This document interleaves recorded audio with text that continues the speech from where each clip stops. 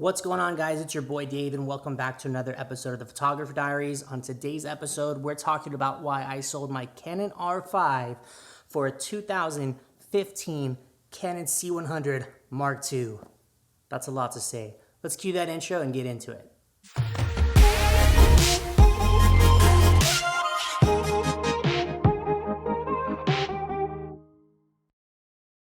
Cool, guys. So, it's kind of crazy, right? I mean, the R5 came out, the R6 came out. They're amazing cameras. So I recently made this switch from Sony over to Canon. I started shooting Canon probably about maybe 8, 9, 10 years ago, something like that.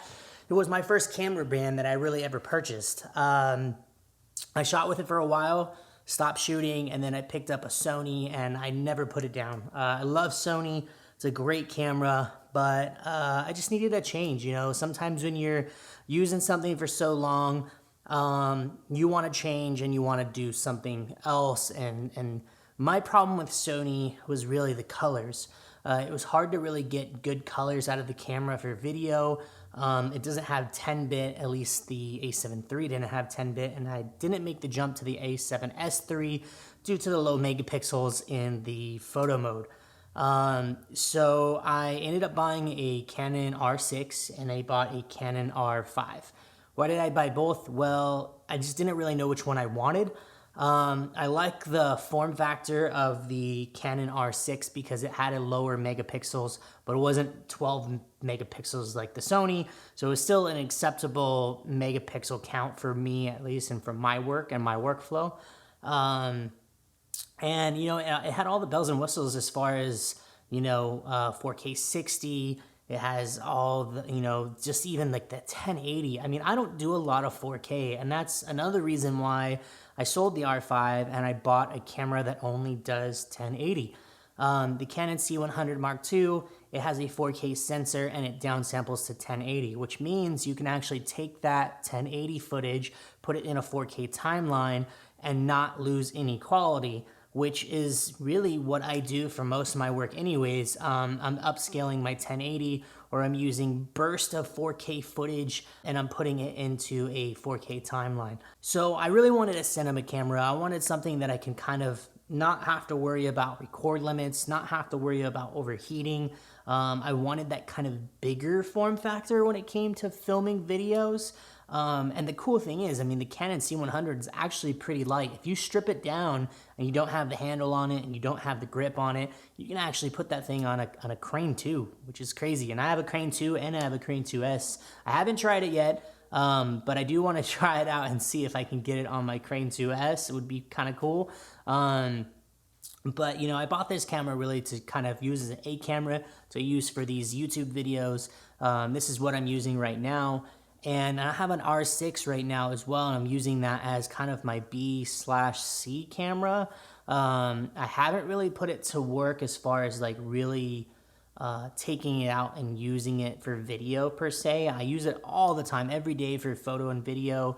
I shoot a lot of real estate video during the week, so I do photos on it, I do video on it, and that smaller form factor, or that smaller megapixels, the 20 megapixels, super easy to process and kind of send over to our editors. I did a couple shoots on the R5 and it was tough. Those big files really slowed down Lightroom. With the 20.1 or 21.1, whatever the megapixels are in the R6, completely, Lightroom handles it smooth, no problem. And then not only that, even the video files in the R5, the 1080 footage is a higher codec than the R6, and I would still see some slowing down in my computer.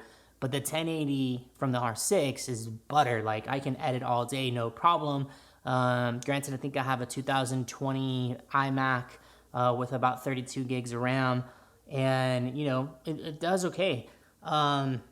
So I wanted to make this kind of simple and to the point. I sold the R5.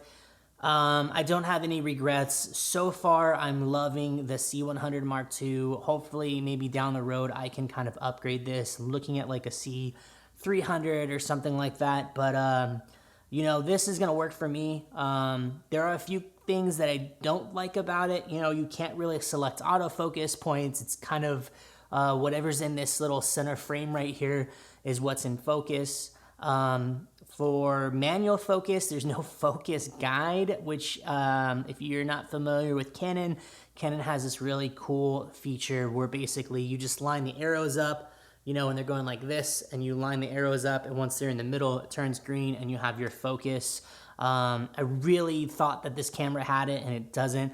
It does have peaking, however. I kind of got away from peaking. It's just not... I feel like peaking is really inaccurate sometimes, and you think you're in focus, but you're really not in focus. And I've just, you know, I've shot a wedding one time, I used peaking, and a lot of my clips were out of focus, unfortunately, and I was going based off what the peaking was saying. So I don't know, maybe it's better on this. I'm gonna give it a try, give it a test, but for most part, I'm just gonna be using my eye. Maybe the single the single spot autofocus, where you basically, you can do like a one touch on it, set focus, and then just kind of go from there. I don't know. I mean, I literally just got the camera today. I'm filming this YouTube video on it. It's my first YouTube video on it. So I did do a test with color grading, and it grades pretty easily. You know, as long as you hit the exposure properly, I feel like it grades really, really easy. It has C-Log built in, but it's like they call it Cinema. I think it's the first version of C-Log. Maybe it's not C-Log 2 or C-Log 3. It's just regular C-Log. It also has a wide something. Oh God, I don't know. You guys are gonna roast me. But it has another one that is kind of more neutral, but has higher contrast and higher saturation, which I'm gonna give a shot and play around with that as well. But guys, I mean, I'm super excited. This is the first cinema camera that I've ever purchased. I'm super stoked to kind of get out there.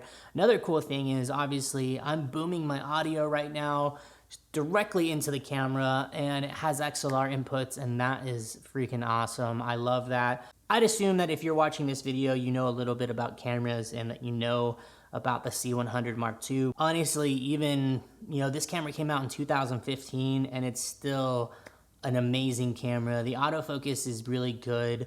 The colors are great, and it's a cinema camera. You know, it's gonna produce, and it's a tank. You could drop this thing and not really have to worry about it. But that's it, guys. I just wanted to tell you why I switched from the R5 to the Canon C100 Mark II. I do plan on picking up another R6 later on down the road. We'll see what happens, but I like this setup so far, and that's it. I'll see you in the next one. Peace.